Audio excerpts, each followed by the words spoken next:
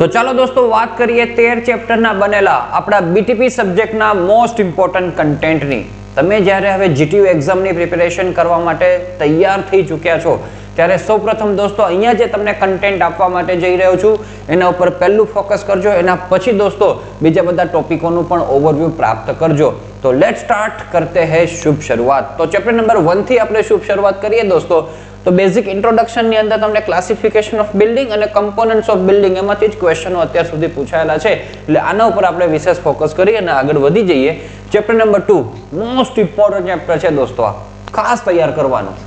Principles of planning, એની અંદર orientation કરો, એમાં એની ડેફિનેશન, એના ફેક્ટર્સ અફેક્ટિંગ વિથ સ્કેચ બધું તૈયાર કરવાનું થાય.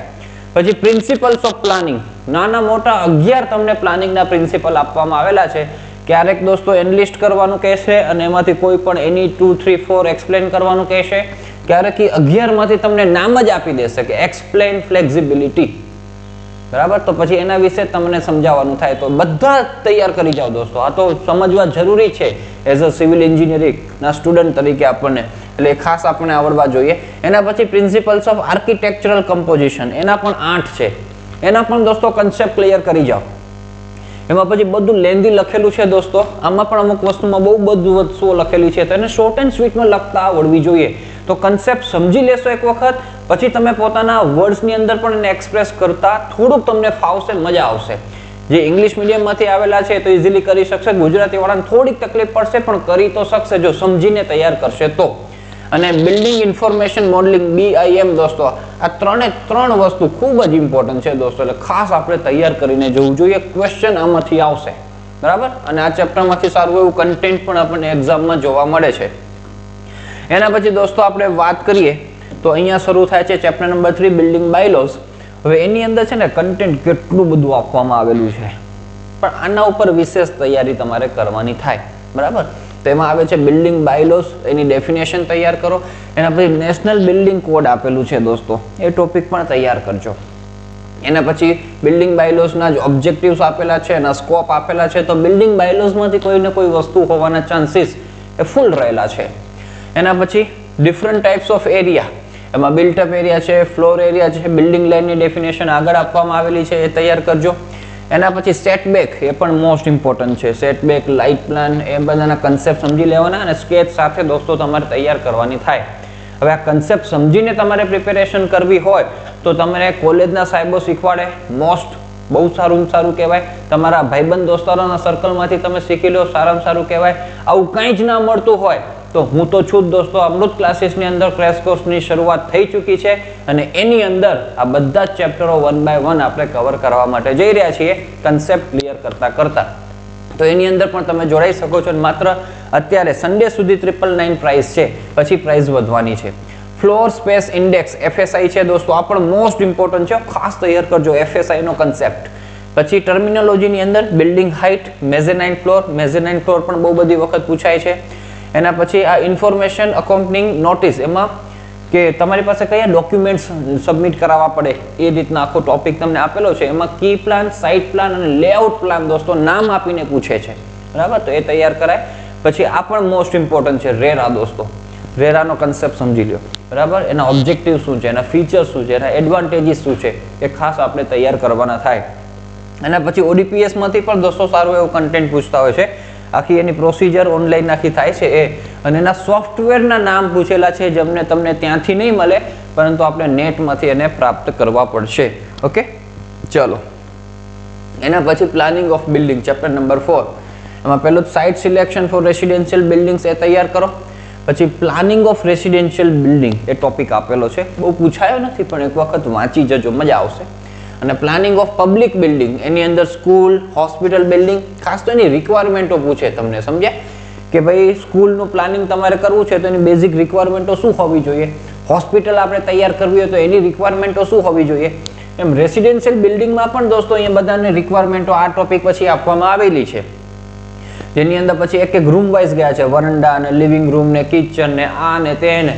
એ તમે દોસ્તો આમ તો વાંચો નહીં ને તમે ખાલી વિચારો ને તોય તમને ખબર પડી જાય કે કિચનની અંદર શું રિક્વાયરમેન્ટ્સ હોવી જોઈએ, લિવિંગ રૂમમાં શું રિક્વાયરમેન્ટ્સ હોવી જોઈએ. એક વખત તમે વાંચી લો ને તો તમને ક્લિયર એની ટર્મિનોલોજી મળી જાય. તો એક વખત વાંચી લેવાનું. ને આ બધું કોમન સેન્સ વાળું કામકાજ છે, પ્લાનિંગનું કામકાજ કરું ને એ, બરાબર. તો કોમન સેન્સ તમારી ડેવલપ થઈ જાય, એક વખત રીડ કરી લેવાય. તો આ રીતના ધ્યાનમાં રાખજો.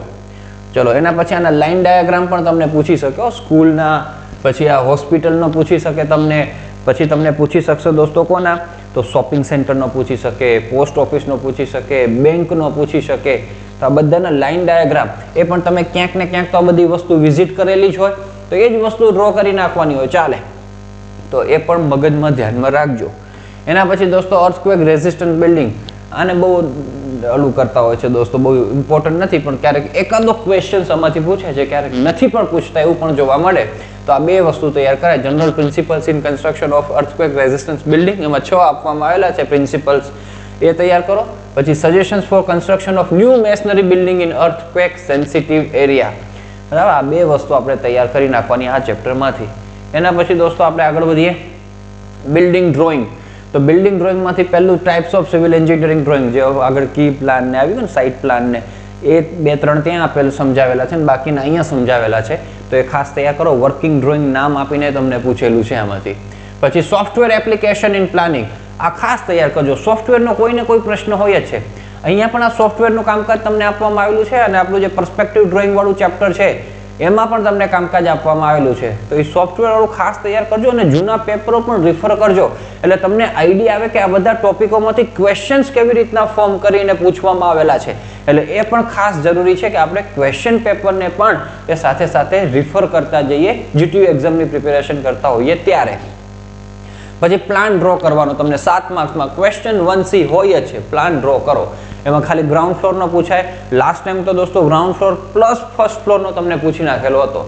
તો એ એક આના બધા બેઝિક જે પ્રિન્સિપલ્સ બધા આપણે ભણ્યા આગળ, એ બધી વસ્તુઓ ધ્યાનમાં રાખી અને આખો પ્લાન તૈયાર કરવાનો હોય, બરાબર. તો એ પણ કેવા પૂછાય છે, તો એના માટે પેપર જ રિફર કરો. અને એના કોઈ ફિક્સ આન્સર્સ ન હોય, ફિક્સ પ્લાન ન હોય, બધા પોતપોતાની રીતના પ્લાનિંગ છે એ સેટ કરી શકે છે. જેમ આપણા બધાના ઘરના એ પ્લાનિંગ સેમ નથી, બધાના અલગ અલગ રહેવાના, એમ તમે અહીંયા પ્લાન પણ અલગ અલગ બધા ડ્રો કરી શકશો. એટલે એક્ઝામની અંદર દોસ્તો મૂંઝાયા વગર અહીંયા ડ્રો કરીને જ આવવાનું. ભલે ગમે એવું થાય, તમને માર્ક્સ મળે ને મળે જ, બરાબર. તો એ પણ ખાસ તૈયાર કરવાનું. અને એવું હોય તો લાસ્ટમાં રાખવાનું, કદાચ ક્વેશ્ચન 1C માં જ હશે, ફૂલ કોન્ફિડન્સ હોય તો કરી જ નાખો, ફટાફટ થઈ જશે તો વાંધો નથી. બાકી ઘણા બધાનો ટાઈમ આની અંદર જતો રહેતો હોય છે, અને પાછળ જે થિયોરિટિકલ કન્ટેન્ટ હોય એને આવડતું હોય એ રહી જતું હોય છે લખવાનું. તો એ પણ ધ્યાનમાં રાખવાનું ટાઈમ મેનેજમેન્ટ કરવાની અંદર. અને એક સ્ટ્રેટેજી તમને આગળ પણ આપું છું, એ પણ ધ્યાન રાખજો દોસ્તો. પછી આ ચેપ્ટર નંબર 7 પર્સપેક્ટિવ ડ્રોઈંગ. તો પર્સપેક્ટિવ ડ્રોઈંગની ડેફિનેશન તૈયાર કરો, એની નેસેસિટી તૈયાર કરો, અને એમાં ટર્મિનોલોજી દોસ્તો મોસ્ટ ઇમ્પોર્ટન્ટ છે, બરાબર. ખાસ તૈયાર કરજો.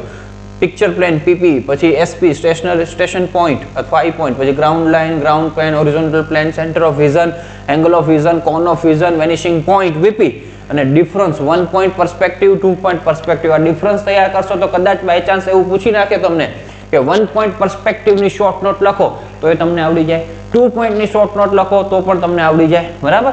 અને એના પછી દોસ્તો એક્ઝામ્પલ નંબર 6 છે, એ તમને પૂછતા હોય છે એ ટાઈપના પર્સપેક્ટિવ ડ્રોઈંગ. દર વખતે પૂછે છે તો ના, ક્યારેક પૂછે છે, ક્યારેક નથી પૂછતા.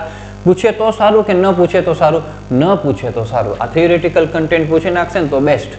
કારણ કે પૂછશે ને તો આ એકદમ ટાઈમ કન્ઝ્યુમિંગ પ્રોસેસ છે દોસ્તો. થોડું ઘણું તમે કરી શકશો, પણ એને જે ફિનિશિંગ ટચ સાથે પરફેક્ટ તૈયાર કરવું ને પર્સપેક્ટિવ ડ્રોઈંગ, ટાઈમ કન્ઝ્યુમિંગ, બરાબર. ખૂબ ટાઈમ તમારો લઈ જાય. એટલે કદાચ જેમને કર્યું હોય, આપણે ક્લાસની અંદર પણ કરાવશું દોસ્તો, પણ એ લાસ્ટમાં જ રાખવાનું આને, બરાબર. સમય લાસ્ટમાં જેટલો બચે એની અંદર આનું કામકાજ કરવાનું. એના પછી આ સોફ્ટવેર એપ્લિકેશન છે, નામ તમને નહીં વંચાતું હોય, એના પછી ટોપિક આપેલો છે સોફ્ટવેર એપ્લિકેશન્સનો, તો એ પણ ખાસ તૈયાર કરજો. ઓકે, ચલો આગળ વધીએ.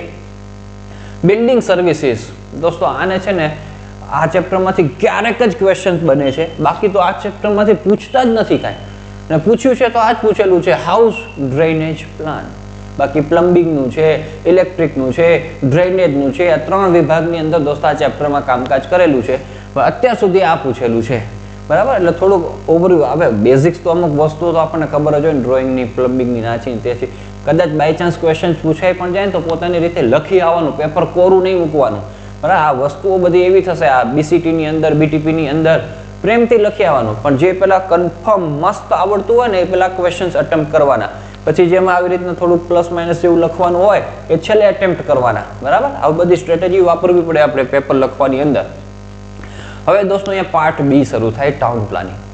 હવે તમે પેપર જોશો ને તો ક્વેશ્ચન 1, 2 અને 3 દોસ્તો એ આખા પાર્ટ એ માંથી હોય છે, જે 8 ચેપ્ટર આપણે જોયા એ. અને 4 અને 5 ક્વેશ્ચન તમને દોસ્તો આમાંથી પૂછે. એટલે 4 અને 5 ના માર્ક્સ કેટલા થઈ જાય? તો 14 દુ 28 માર્ક્સ થઈ જાય. અને 28 માર્ક્સમાં ચેપ્ટર કેટલા કરવાના છે? 5. અને એ પણ લોલીપોપ ચેપ્ટર છે દોસ્તો. તો આ ચેપ્ટરો પહેલા તૈયાર કરજો, સમજ્યા? ક્વેશ્ચન 4, 5 માં તમને ફૂલ માર્ક્સ મળી જશે. અને આમાં કોઈ એવું માથાકૂટવાળું કામ નથી, થિયોરિટિકલ જ કન્ટેન્ટ છે. યાદ રાખી જાઓ, થોડુંક સમજીને તૈયાર કરી જાઓ, વાત થાય પૂરી. અને સમજીને તૈયાર કરો તો અમૃત ક્લાસીસની અંદર ક્રેશ કોર્સ તો ચાલુ જ છે. Most welcome. અમૃત ક્લાસીસ એપ્લિકેશનની અંદર જાઓ, એની અંદર સ્ટોરમાં જાઓ, સ્ટોરની અંદર જઈને ક્રેશ કોર્સ લખો. એમાં ઘણા બધા ક્રેશ કોર્સ છે અલગ અલગ સેમેસ્ટરના. એમાં તમારો પણ ક્રેશ કોર્સ છે, એને ક્લિક કરો અને ત્યાંથી જ બાય થઈ જશે. રેકોર્ડિંગ પણ અવેલેબલ છે, જે અત્યાર સુધી લેક્ચર લેવાઈ ગયા છે એના રેકોર્ડિંગ્સ આવી જશે. અને દોસ્તો તમે કદાચ લાઈવ ક્લાસીસના સમય અનુકૂળ નહીં હોય તો એના રેકોર્ડિંગ્સમાં સેમ ડે અપલોડ થઈ જતા હોય છે, તો રેકોર્ડિંગમાંથી પણ સ્ટડી કરી શકો. પણ સ્ટડી કરો દોસ્તો, સમય આપો, આ એક્ઝામને સમય આપો, પ્રિપેરેશનમાં સમય આપો, તો તમારું કામ થઈ જશે. ઓકે, તો હિસ્ટ્રી ઓફ ટાઉન પ્લાનિંગ પહેલું ચેપ્ટર એમાં આવે છે. એમાં ટાઉન પ્લાનિંગની ડેફિનેશન, એના ઓબ્જેક્ટિવ્સ, એના પ્રિન્સિપલ્સ ઓફ ટાઉન પ્લાનિંગ. પછી town planning in ancient India, એમાં ઇન્ડસ વેલી સિવિલાઇઝેશન દોસ્તો બહુ બધી વખત પૂછે છે, તો ખાસ તૈયાર કરાય. Town planning during pre independence period 1947 સુધી ટાઉન પ્લાનિંગ કેવી રીતના થયું. અને types of growth of town, આ પણ દોસ્તો મોસ્ટ ઇમ્પોર્ટન્ટ છે. બે રીતના ગ્રોથનું ક્લાસિફિકેશન છે, અકોર્ડિંગ ટુ ઓરિજિન અને અકોર્ડિંગ ટુ ડાયરેક્શન. બંને મસ્ત તૈયાર કરી નાખો, બરાબર. આમાંથી કોઈને કોઈ ક્વેશ્ચન હોવાના ફૂલ ચાન્સીસ રહેલા છે. એના પછી દોસ્તો આપણે આગળ વધીએ તો ચેપ્ટર નંબર 2 સિવિક સર્વે. બધા નાના નાના ચેપ્ટરો છે બધા. એમાં નેસેસિટી અને purpose of survey, collection of data, એમાં ખાસ કરીને સોશિયલ સર્વે અને ટેરિટોરિયલ સર્વે નામ આપીને પૂછ્યા. ટાઈપ્સ ઓફ સર્વે દોસ્તો 4 પ્રકારના છે, એમાં સિવિક સર્વે ખાસ તૈયાર કરવાનો આપણે. અને uses of GIS tools for town planning, એ પણ તમને પૂછી. એ પણ લાંબુ ચોડું દોસ્તો તમને આપવામાં આવેલું છે, શોર્ટ એન્ડ સ્વીટ કરીને લખી નાખવાનું આપણે. ઓકે, ચલો. અને તમને એવું નહીં કે આનામાંથી જ લખવું, હા, હવે તો તમે નેટમાંથી પણ કન્ટેન્ટ ઉપાડી અને લખી શકો છો, ચેટ GPT માંથી પણ લખી શકો. પણ તમને બધું શોધતાન કરતા આવડવું જોઈએ, તો તમને વાંધો ના આવે, સાવ ખોટું તો ના પડે. એલિમેન્ટ્સ ઓફ સિટી પ્લાનિંગ, તો એની અંદર classification of urban rods. Zoning દોસ્તો મોસ્ટ ઇમ્પોર્ટન્ટ છે. કોઈક ને કોઈક તો ક્વેશ્ચન ઝોનિંગને રિગાર્ડિંગ હોય જ છે પેપરની અંદર, તો એની ડેફિનેશન, એડવાન્ટેજ, પ્રિન્સિપલ્સ, ક્લાસિફિકેશન આ ખાસ કરી જ જજો. લેન્ડ યુઝનું ક્લાસિફિકેશન પૂછેલું છે. માસ્ટર પ્લાન, એના ઓબ્જેક્ટ શું છે, નેસેસિટી શું છે, એના ફીચર્સ એ તૈયાર કરો. ટાઉન સેન્ટર દોસ્તો એક વખત હમણાં પૂછેલું હતું, 3 ટાઈપના આપેલા છે, એમાંથી બિઝનેસ સેન્ટર અને લાઇટ શોપિંગ સેન્ટર એ તૈયાર કરો. CBD દોસ્તો એ પણ ઇમ્પોર્ટન્ટ, એની કેરેક્ટરિસ્ટિક્સ અને પબ્લિક યુટિલિટી સર્વિસીસ. ઓકે, આ ચેપ્ટરમાં આટલા ટોપિક. હવે બાકીના 2 ચેપ્ટરમાં તો કાંઈ જ નથી દોસ્તો. આ ચેપ્ટરમાં 3 જ વસ્તુ છે, ચેપ્ટર થઈ ગયું પૂરું. Concept and importance of neighbourhood, principles of neighbourhood planning અને ફીચર્સ ઓફ નેબરહુડ યુનિટ, આ 3 કરો, વાત થાય પૂરી. સ્લમની અંદર દોસ્તો definition, causes, difficulties in slum clearance, methods of slum clearance, આટલું આપણે કરવાનું થાય. તો આ 5 ચેપ્ટર તો પહેલા તૈયાર કરી જાવ. છેલ્લા 2 ચેપ્ટરમાં તો કાંઈ નથી, પહેલા 3 ચેપ્ટર જ થોડાક વિશેષ છે, તો આ તૈયાર કરી જાવ તો 28 માર્ક્સ તમારા કન્ફર્મ થઈ જાય. અને ઓલા 8 ચેપ્ટર કરો ત્યારે તમારા બાકીના માર્ક્સ થાય, બરાબર, 42 માર્ક્સ. તો આ રીતના દોસ્તો સ્ટ્રેટેજી સાથે કામ કરો તો ખૂબ સારી રીતના સફળતા તમને આ BTP સબ્જેક્ટની અંદર પ્રાપ્ત થશે. અને અમૃત ક્લાસીસની અંદર જોડાવું હોય તો મોસ્ટ વેલકમ દોસ્તો. બાકી તમે ખૂબ સારી તૈયારીઓ કરી અને જ્વલંત સફળતાઓ પ્રાપ્ત કરો એવી શુભેચ્છાઓ અને શુભકામનાઓ સાથે આ વિડીયોની કરીએ આપણે સમાપ્તિ.